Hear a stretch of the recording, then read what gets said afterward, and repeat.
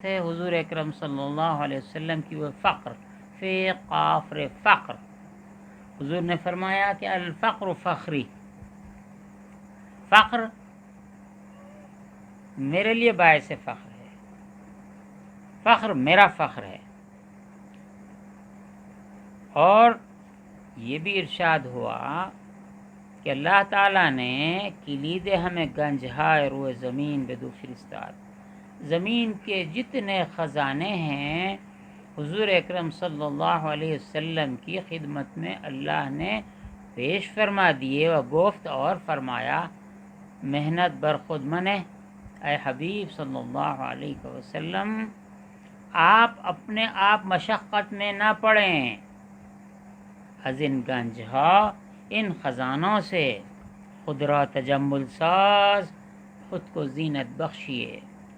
یہ خزانوں کا استعمال کیجئے، آپ اتنی محنت میں مشقت میں نہ پڑیے. جب اللہ رب العزت نے آپ کو زمین کے خزانے تمام کھول دیے تو حضور نے عرض کیا خدایا، ای بار خدایا، مرا یک روز سیر دار، مجھے ایک دن شکم سیر فرما، کھانا کھلا.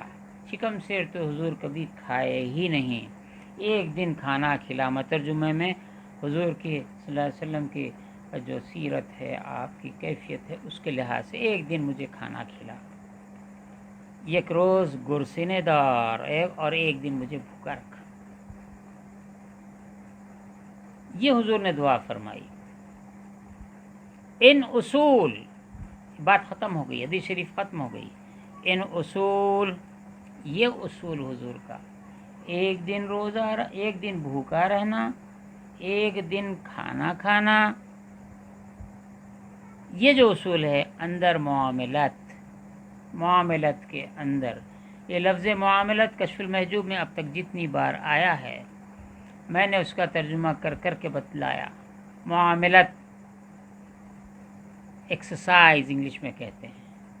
معاملہ اردو میں بھی کہا جاتا ہے، فلاں صاحب کا معاملہ فلاں سے کیسا ہے، تو مطلب ان سے ان کے کیسے روابط ہیں اور ان کا لین دین کیسا ہے. بازار میں جاتے ہیں تو پوچھتے ہیں اس دکاندار کا معاملہ کیسا ہے، یعنی اس کسٹمر یہ پوچھتا ہے کہ یہ دکاندار سے معاملہ کرنا کیسا ہے. یہ معاملہ کیا ہے؟ لین دین کرنا ہے، خرید و فروخت کرنا ہے. یہ معاملت کے معنی یہ ہے. ایکسرسائز، ڈیلنگ بھی ہم اس کو کہہ سکتے ہیں. ان اصول اندر معاملت، یہ اصول ہمارے معاملات میں، یعنی ایک معاملہ بندے کا حق کے ساتھ ہوتا ہے تو اس کو عبادت کہتے ہیں، اس کو بندگی کہتے ہیں. اور یہی معاملہ مخلوق سے مخلوق کے درمیان میں ہو تو یہ لین دین میں آ جاتا ہے، وہ حق اللہ میں جاتا ہے، یہ حقوق العباد میں آتا ہے. یہ اصول معاملات میں، یعنی اللہ کے ساتھ معاملہ، بندوں کے ساتھ معاملہ، اس کے درمیان سخت نیکوس بہت اچھا ہے. یہاں ایک بات یاد آئی، میں عرض کر کے آگے چلتا ہوں. کل درس یہیں ختم ہوا تھا.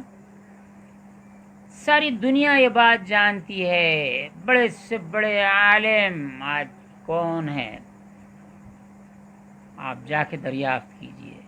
ایک حقوق اللہ کی بات کرتے ہیں، دوسرا حقوق العباد کی بات کرتے ہیں، تیسرا حق کوئی نہیں جانتا.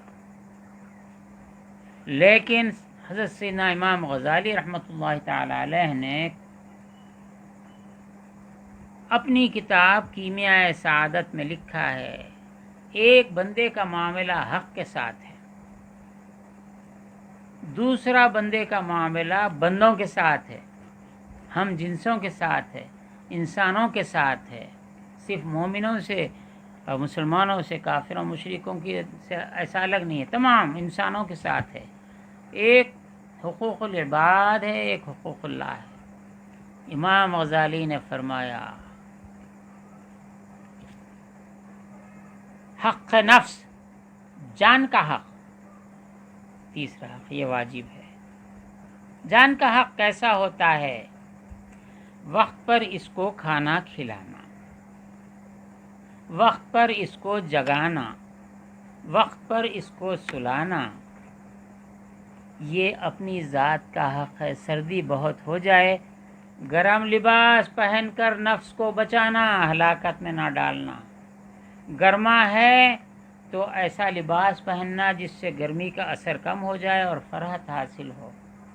پیاس لگے تو پانی پلانا، بھوک لگے تو کھانا کھلانا، لیکن جب جب مانگتا گیا تب تب کھلا کے جانور موٹا فربا بیل نہیں بنانا، گدھا نہیں بنانا۔ نفس کا حق یہ ہے کہ جتنا کھلانا ہے اتنا کھلانا، جتنا پلانا ہے اتنا پلانا، جتنا جگانا ہے اتنا جگانا، جتنا سلانا ہے اتنا سلانا، جتنا بندگی میں مصروف رکھنا ہے اتنا بندگی میں مصروف رہنا، جتنا تجارت میں مصروف رکھنا ہے اتنا تجارت میں مصروف رکھنا۔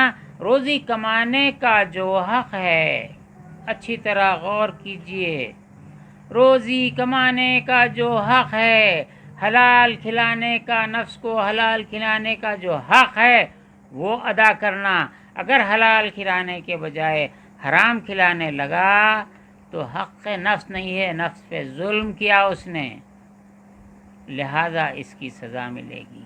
تو حق النفس میں روزی کا کمانا، خود کھانا، اپنے اہل و عیال کو کھلانا، اس میں سے بذل کرنا، خرچ کرنا اللہ کی راہ میں، اپنی جان پہ خرچ کرنا، جتنا کل کے لیے رکھنا ہے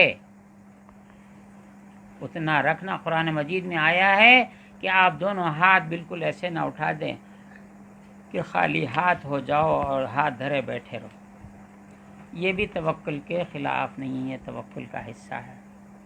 وہ صوفیہ جو سب کچھ لٹا کے اللہ کے ساتھ معاملہ کیے بیٹھے رہتے تھے، وہ ان کا ایک اپنا مقام ہے، اس مقام کا توکل ہر آدمی نہیں کر سکتا۔